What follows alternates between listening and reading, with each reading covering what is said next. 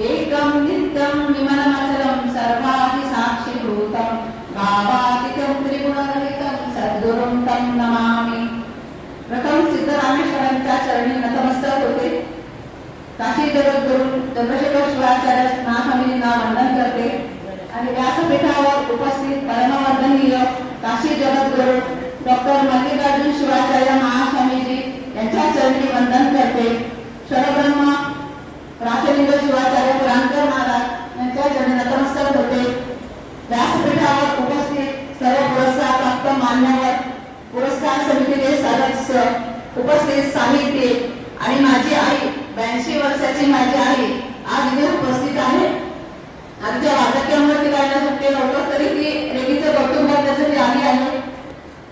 आणि येथे उपस्थित doctor BC Swami sir, doctor Anil Sarje sir, Anshatai Pasarkar, Bansure sir, विद्वज्जन, गुरुजन, मित्रपरिवार आणि साहित्यप्रेमी बंधू भगिनींनो, आज डॉक्टर चंद्रशेखर कपाळे साहित्य पुरस्काराने माझा सन्मान नुकताच झाला आहे।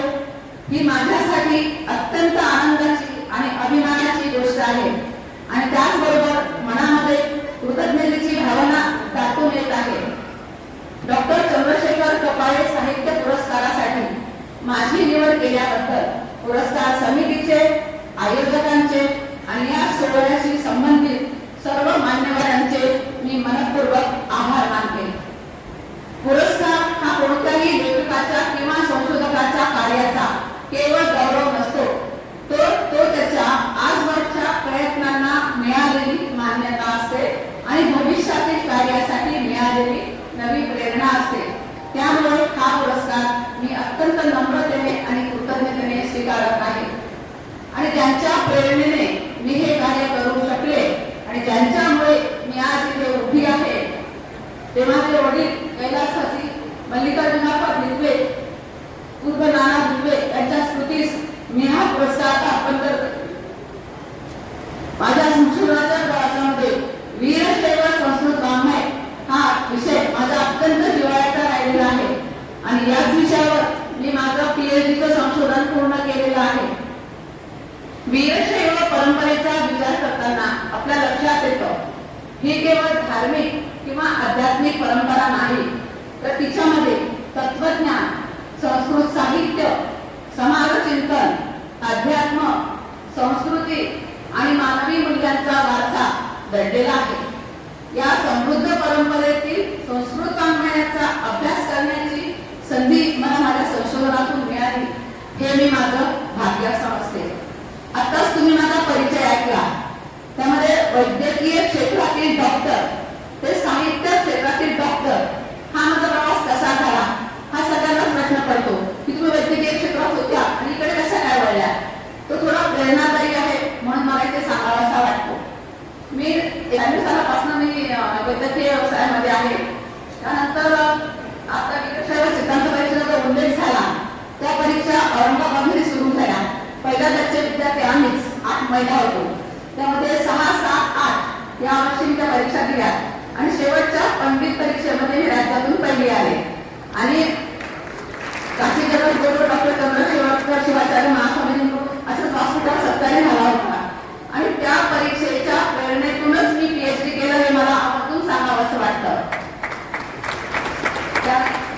मी पीएचडी नंतर परीक्षा दिली तेव्हा मला वाटलं की आपल्या सखोल वीरशैव धर्माचा सखोल अभ्यास केला पाहिजे आणि खरं सांगू का, त्या परीक्षा देईपर्यंत घरात जरी वडील शिवभक्त होते, साखर खेळण्याच्या मनाची सवलत नव्हते, जिथे साखर घालणे नव्हतं, घरात इष्टलिंग पूजा भस्मधारण बघत होते, तरी पण मला अष्टावरण म्हणजे काय, पंचाक्षर म्हणजे काय, षटस्थल म्हणजे काय, लिंगांग सांगायचं तर दूरचीच गोष्ट, ते काही म्हणजे काही माहिती नव्हतं। म्हणून मी सर्वांना आवर्जून सांगेल त्या परीक्षा तुम्ही द्या किंवा ती पुस्तकं तरी घरात ठेवा।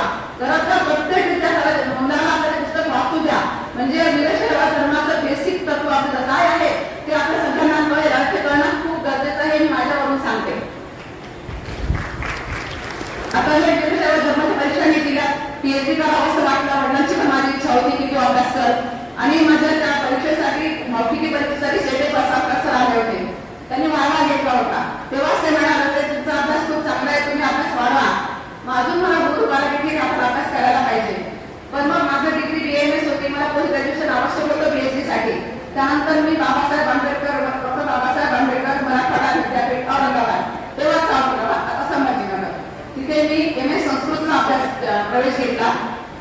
माझा दवाखाना सांभाळत, योगाचे वर्ग सांभाळत, मुलांचा अभ्यास सांभाळत विद्यापीठात दुसरी आहे. आणि महिलांना मला हेही सांगायचं की लग्नानंतर सगळं संपत नसतं.